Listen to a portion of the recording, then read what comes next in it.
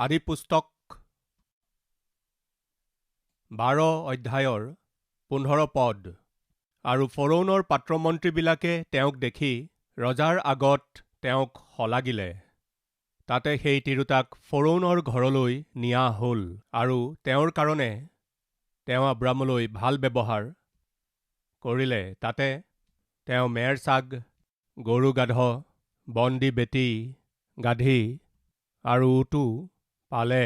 প্ৰিয়সকল, এই ঘটনাটো সেই সময়ৰ আছিল যেতিয়া চাৰিক ফৰৌনৰ ঘৰলৈ নিয়া হৈছিল। তেতিয়া ফৰৌনে দেখিলে যে চাৰি বৰ সুন্দৰী। ফৰৌনৰ পাত্ৰমন্ত্ৰীসকলে ক'লে যে এওঁৰ ককায়েক অমুক স্থানত এটা তম্বু তৰি আছে। হয় নেকি?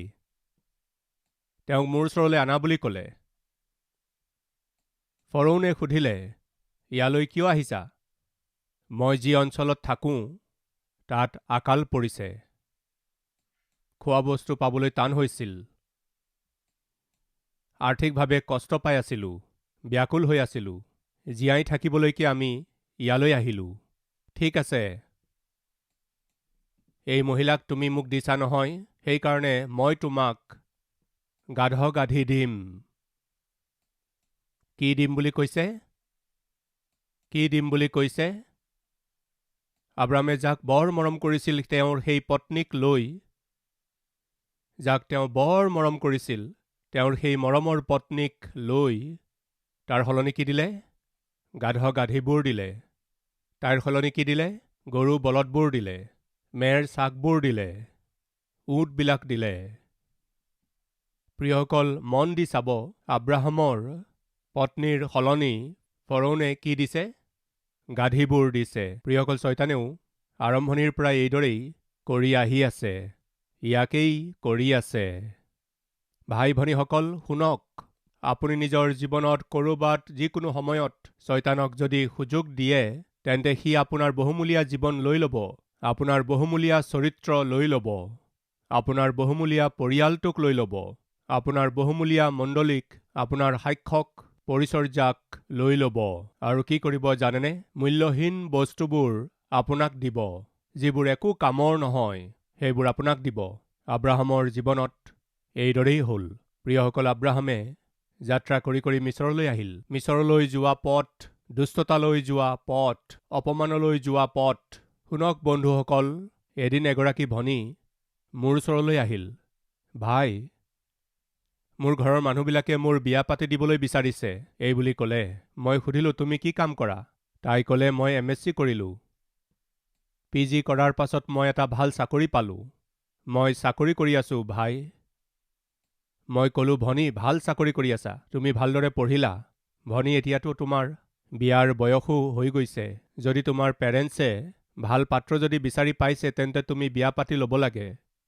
তাই ক'বলৈ ধৰিলে, মই বিয়া পাতিব নোৱাৰিম ব্ৰাদাৰ। মই বিয়া পাতিব নোৱাৰিম। কিয় ভনী? কি কাৰণে? মই এজন ল'ৰাক প্ৰেম কৰিছিলোঁ। সেই ল'ৰাজনে মোক প্ৰবঞ্চনা কৰিলে। তেতিয়া মই সেই ভনীজনীক ক'লোঁ, ভনী, কোনোবা ল'ৰাক প্ৰেম কৰিছিলোঁ বুলি কৈছা, সেই ল'ৰাজনে তোমাক প্ৰবঞ্চনা কৰিলে বুলি কৈছা। যি হৈ গ'ল হৈ গ'ল, যি কথা হৈ গ'ল সেয়া পাৰ হৈ গ'ল। প্ৰবঞ্চনাত পৰিলা, এতিয়া তাক মনত পেলাই কিয় নিজৰ জীৱন ধ্বংস কৰি আছা? কিয় অনাহকত নিজৰ মন বেয়া কৰি আছা? বিয়া নাপাতি তুমি অকলশৰে কিয় থাকিবলৈ বিচাৰিছা? তুমি ঠগ খালা আৰু সেই প্ৰবঞ্চকে তোমাক এৰি গুচি গ'ল। যদি ভাল প্ৰস্তাৱ আহিছে তেন্তে তুমি বিয়া পাতি লোৱা। সেই ভনীয়ে ক'বলৈ ধৰিলে, মই বিয়া পাতিব নোৱাৰিম ভাই। মই সুধিলোঁ, কিয়? কিয় বিয়া পাতিব নোৱাৰা? মই নোৱাৰিম ভাই। যদি তেনেকুৱা কথা, তেন্তে তুমি নিজৰ ঘৰলৈ গৈ ক'ব পাৰা নহয় যে মই বিয়া নাপাতোঁ। মই ক'ব নোৱাৰোঁ ব্ৰাদাৰ। প্ৰিয়সকল, মই একো বুজি পোৱা নাছিলোঁ। এয়া কি কথা? বিয়াৰ বয়স হৈ গৈছে, তুমি চাকৰিও কৰি আছা, তোমাৰ ঘৰৰ মানুহে ভাল পাত্ৰ বিচাৰিছে, তুমি আগতে এজন ল'ৰাক ভাল পাইছিলা আৰু সি তোমাক ঠগাই গুচি গ'ল। তুমি তাক সদাকালৰ কাৰণে পাহৰি গ'লা। এতিয়াতো তুমি বিয়া পাতিব পাৰা, মই নোৱাৰোঁ বুলি কৈ আছা, কিয় ভনী? প্ৰিয়সকল, সেই ভনীজনীৰ হৃদয়খন কিমান ব্যাকুল আছিল জানেনে? তাৰ পাছত তাই মোক ক'বলৈ ধৰিলে, মই ঘৰত ক'ব নোৱাৰোঁ। ভাই, মই যদি এই কথা কওঁ, মোৰ মা আৰু দেউতা জীয়াই জীয়াই মৰি যাব। তেওঁলোকৰ হৃদয় ভাঙি পৰিব। তেওঁলোক মৰি যাব। তেওঁলোক মৰি যাব বুলি জানি বুজিও মই এই সত্যক লুকুৱাব নোৱাৰোঁ। যদি বেছি সময়লৈকে লুকুৱাই ৰাখোঁ তেন্তে ময়ো মৰি যাম। তাই কি কৈ আছিল মই একো বুজি পোৱা নাছিলোঁ। ভনী তুমি কি কৈ আছা মই একো বুজি পোৱা নাই। তোমাৰ সমস্যাটো কি? তাই ক'বলৈ ধৰিলে। সকলো ঠিক আছিল। মই এটা MNC কোম্পানীত কাম কৰোঁ। ব্ৰাদাৰ, এটা ল'ৰাই তোমাক মই বৰ প্ৰেম কৰোঁ বুলি মোৰ পাছত পৰি গ'ল। মোক বিয়া পাতিম বুলি কৈছিল ব্ৰাদাৰ। কালি পৰহিলৈতো বিয়া পাতিয়েই ল'ম, সেইকাৰণে প্ৰেমৰ উপহাৰ স্বৰূপে নিজৰ শৰীৰটো মোক দিয়া এই বুলি তেওঁ ক'লে ব্ৰাদাৰ।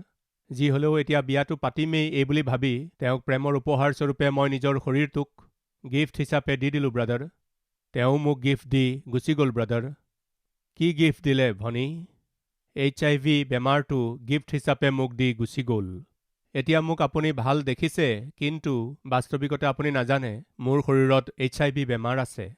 মই গৈ যদি মোৰ নিজৰ মা দেউতাক এই কথা কওঁ, তেওঁলোক জীয়াই জীয়াই মৰি যাব। প্ৰেম কৰি মই নিজৰ শৰীৰটোক এজন ব্যক্তিক দিয়াত তেওঁ উভতাই মোক উপহাৰস্বৰূপে চিকিৎসাবিহীন বেমাৰ এটা দি গুচি গ'ল ব্ৰাদাৰ।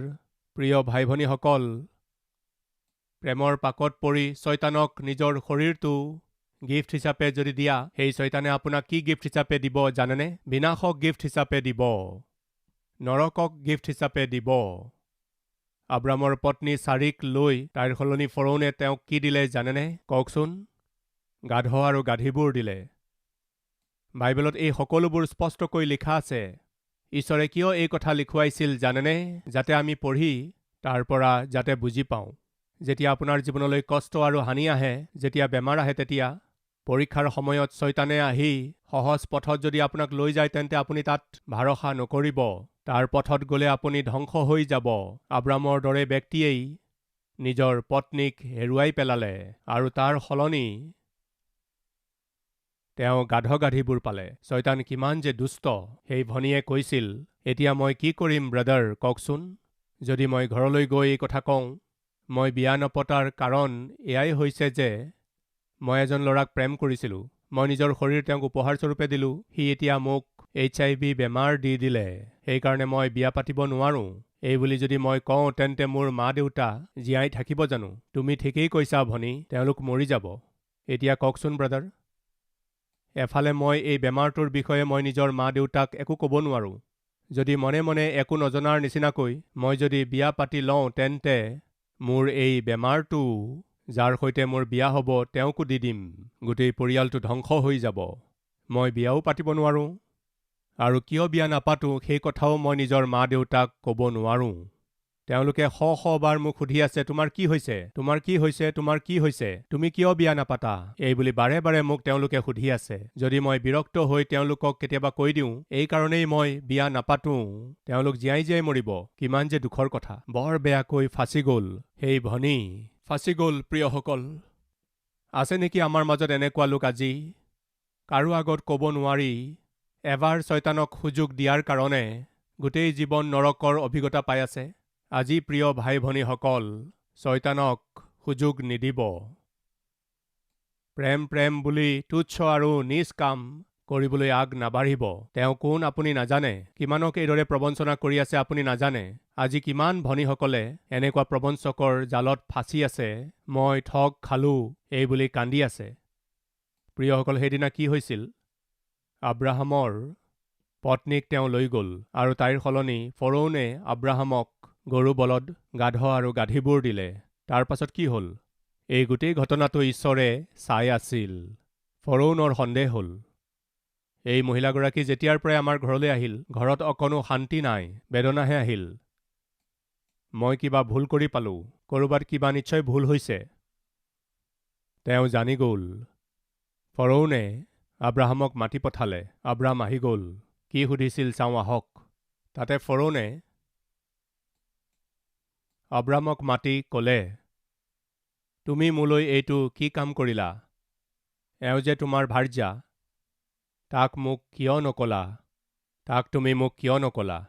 প্ৰিয়সকল, নিশ্চয়ে ফৰৌনে চাৰিক সুধিছিল চাগৈ, তুমি কোন? ক'ৰ পৰা আহিলা? তোমাৰ লগত যিজন ব্যক্তি আছে তেওঁ কোন? চাৰিয়ে নিশ্চয় সঁচা কথা কৈ দিলে।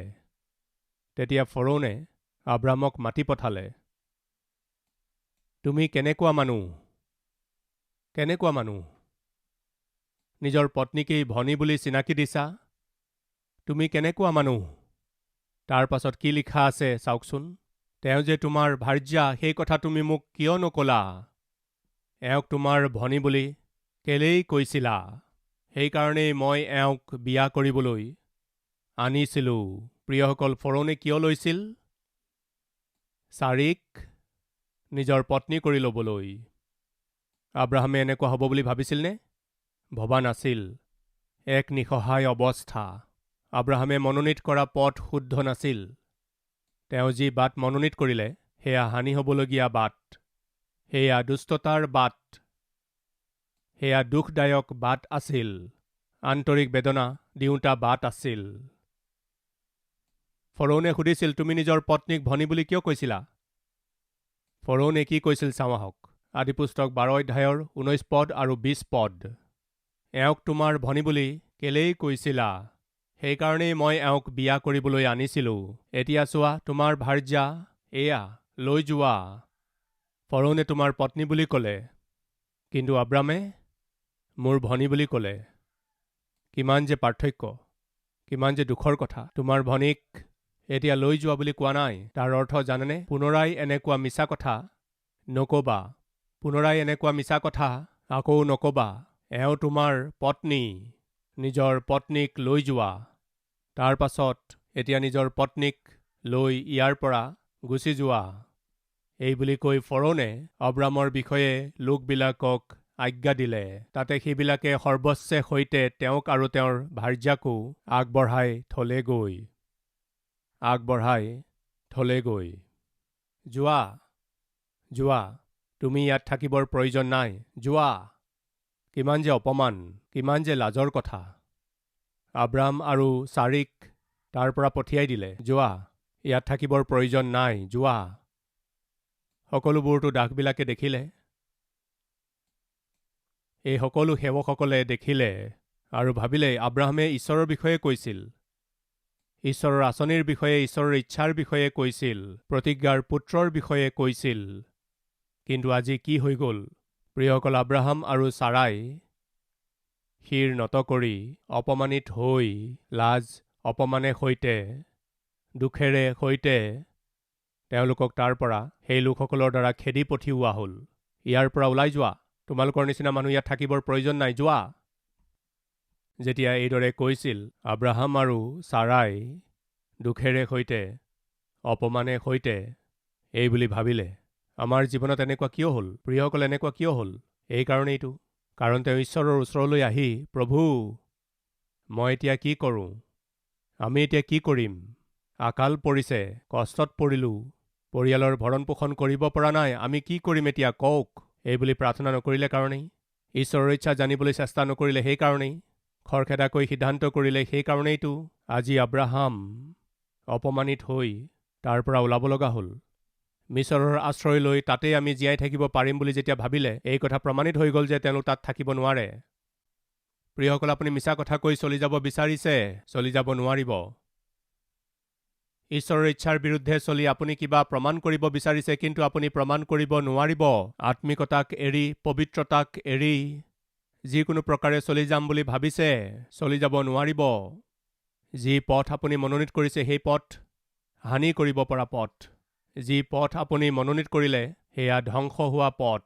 যি পথ আপুনি বাছি লৈছে তাত দুষ্টসকল থাকে। আপুনি যি পথ বাছি লৈছে সেয়া দুখ দিওঁতা পথ। মোৰ পৰিয়াল কেনেকৈ গঢ়ি তুলিম? এই দুখ, এই চিন্তা, এই অপমানৰ পৰা ওলাই আহিবলৈ কি কৰিব লাগিব? আব্ৰাহামে কি কৰিলে জানেনে? 13 অধ্যায়। আহক আমি সেই পদটো একেলগে পঢ়োঁ। 13 অধ্যায়ৰ আৰম্ভণিৰ কেইটামান পদ। পাছে আব্ৰামে সৰ্বস্বে সৈতে তেওঁৰ ভাৰ্যাক আৰু লোটকো লগত লৈ মিছৰৰ পৰা কনান দেশৰ দক্ষিণ অঞ্চললৈ গ'ল। আব্ৰাম পশুৰ জাক আৰু সোণ ৰূপেৰেও অতিশয় চহকী আছিল। পাছে তেওঁ দক্ষিণ অঞ্চলৰ পৰা যাত্ৰা কৰি বৈতেলত, অৰ্থাৎ বৈতেল আৰু অয়ৰ মাজত পূৰ্বে যি ঠাইত তেওঁৰ তম্বু আছিল, প্ৰথমে নিৰ্মাণ কৰা যজ্ঞবেদীৰ সেই ঠাইত উপস্থিত হ'ল আৰু তাত আব্ৰামে জিহুৱাৰ নামেৰে প্ৰাৰ্থনা কৰিলে। কলৈ আহিল? বন্ধুসকল, তেওঁ কলৈ গৈ পালে? য'ৰ পৰা তেওঁ গৈছিল তালৈ আকৌ উভতি আহিল। ঈশ্বৰে আব্ৰাহামক কৈছিল, মোক ত্যাগ কৰি তুমি যলৈকেই যোৱা, আব্ৰাহাম, তুমি থাকিব নোৱাৰিবা। আব্ৰাহাম, তোমাক মই তেনেকৈ থাকিবলৈ নিদিম। তুমি উভতি মোৰ ওচৰলৈকে আহিব লাগিব। প্ৰিয় ভাই ভনীসকল, পিতৃ আৰু মাতৃসকল, আপুনি ঈশ্বৰক ত্যাগ কৰি, ঈশ্বৰৰ সিদ্ধতাক এৰি, ঈশ্বৰৰ ধাৰ্মিকতাক এৰি, পবিত্ৰতাক এৰি আপুনি অন্য স্থানলৈ গৈ কিবা উপাৰ্জন কৰিবলৈ, কিবা পাবলৈ যদি বিচাৰে, তেন্তে শুনক, সেই জীৱনে কি কৰে জানেনে? আপোনাৰ পৰা বহুমূলীয়া বস্তুবোৰ দূৰ কৰি দিয়ে। আপোনাৰ বহুমূলীয়া স্বাস্থ্য, আপোনাৰ সৌন্দৰ্য, আপোনাৰ বহুমূলীয়া আত্মিকতাক, আপোনাৰ বহুমূলীয়া পৰিয়ালক বিনষ্ট কৰি, আপোনাক উদং কৰি, মূল্যহীন বস্তুবোৰ আপোনাৰ হাতত দি, অৱশেষত অপমান, দুখ আৰু কষ্টৰে সৈতে এৰি দিব। প্ৰিয়সকল, আব্ৰাহাম কলৈ আহিল? প্ৰথমে যি ঠাইত তেওঁ যজ্ঞবেদী নিৰ্মাণ কৰিছিল আৰু প্ৰাৰ্থনা কৰিছিল তালৈ আহিছিল। তেওঁ বুজি পাই গ'ল, ঈশ্বৰৰ অবিহনে মই যলৈকে গ'লেও মই একোকেই কৰিব নোৱাৰিম। তাৰ পৰা উভতি ঘূৰি সেই বৈতেল আৰু অয়ৰ মাজত থকা সেই বেদীলৈ আহিল আৰু প্ৰাৰ্থনা কৰিলে, প্ৰভু, মোক ক্ষমা কৰক।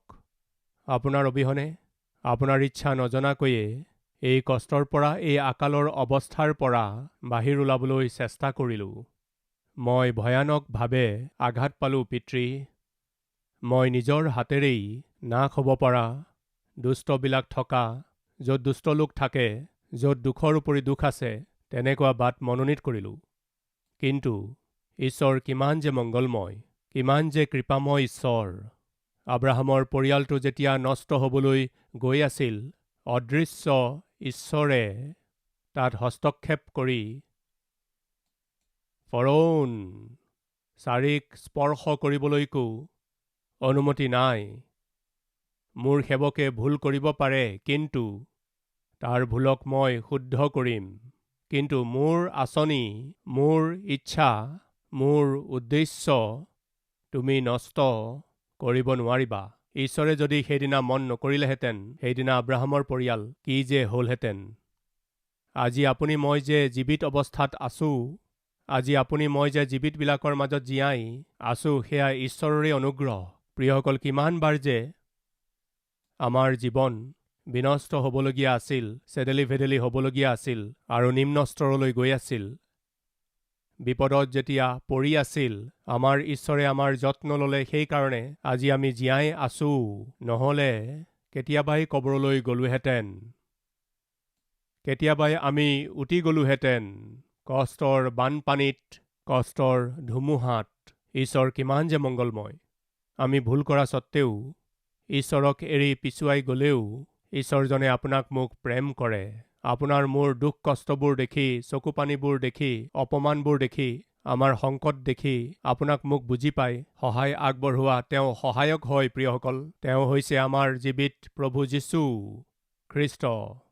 তেওঁ বৰ বিশ্বাসযোগ্য ঈশ্বৰ হয়, আমাৰ প্ৰভু যীশু খ্ৰীষ্ট। আব্ৰাহাম পোনে পোনে আহি গ'ল। প্ৰিয়সকল, ঈশ্বৰৰ চৰণ খামোচ মাৰি ধৰিলে, আপুনি ইমান প্ৰেমময়, মই আপোনাক এৰি, আপোনাক না বুলি কৈ গুচি গ'লোঁ, কিন্তু তথাপিও আপুনি মোক নেৰিলে। মই কষ্টক আঁকোৱালি ল'লোঁ, সেই কষ্টৰ পৰা আপুনি মোক বাহিৰলৈ উলিয়াই আনিলে। মই কিমান যে ভুল কৰিলোঁ, মই কিমান যে বেয়া কাম কৰিলোঁ। পোনে পোনে উভতি তেওঁ য'ত ঈশ্বৰক এৰি গৈছিল তালৈকে আহিল, উভতি আহি গ'ল। আজি ঈশ্বৰে আপোনাক কৈছে, তুমি মোক য'ত এৰি গৈছিলা তালৈ ঘূৰি আহা। প্ৰিয় ভাই ভনীসকল, হয়তো আপুনি বহু দূৰ গুচি গ'ল। আপুনি যিমান দূৰ গ'লেও ঈশ্বৰে আপোনাক কৈ আছে, উভতি আহা, কাম বেক। বহুমূলীয়া জীৱন দিম, মোৰ ইচ্ছা তোমাৰ জীৱনত সিদ্ধ কৰিম। তোমাক উপযোগী পাত্ৰ কৰিম, তোমাৰ পৰিয়ালটোক আশীৰ্বাদ কৰিম। কাম বেক, ঘূৰি আহা। আব্ৰাহাম আৰু ছাৰা উভতি আহিল। কলৈ? যি ঈশ্বৰ তেওঁলোকৰ সহায় আছিল, তেওঁৰেই উপস্থিতিলৈ উভতি আহিল। আজি আমাৰ মাজত কোনোবা আছে নেকি? ঈশ্বৰে মোক পোনপটীয়া আৰু স্পষ্টকৈ কথা ক'লে। ময়ো বিনাশ হ'বলগীয়া পথত আছিলোঁ। ময়ো দুষ্টবিলাকৰ পথত চলি আছিলোঁ। ময়ো দুখজনক অৱস্থাৰ মাজত চলি আছিলোঁ। ঈশ্বৰে মোক প্ৰেমেৰে আহ্বান কৰি আছে, মই ঘূৰি আহিম। প্ৰভুৰ হাতত মই নিজৰ জীৱন সমৰ্পণ কৰিম। এইদৰে কোৱা লোক আছে যদি মোৰ সৈতে একেলগে প্ৰাৰ্থনা কৰিবনে? আহক প্ৰাৰ্থনা কৰোঁ।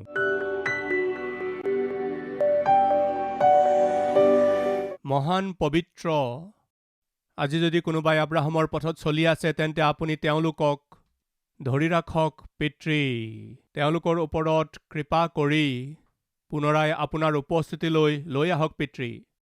সংকটত পৰাৰ আগতেই, কষ্টত পৰাৰ আগতেই, আমি অপমানিত হোৱাৰ আগতেই আমাৰ পাপবোৰ ক্ষমা কৰক, আমাৰ ভুলবোৰ ক্ষমা কৰক। ক্ষমা কৰক পিতৃ।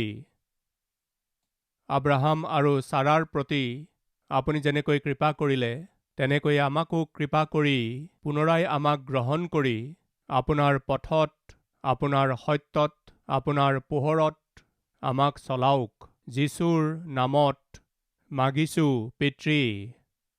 আমেন।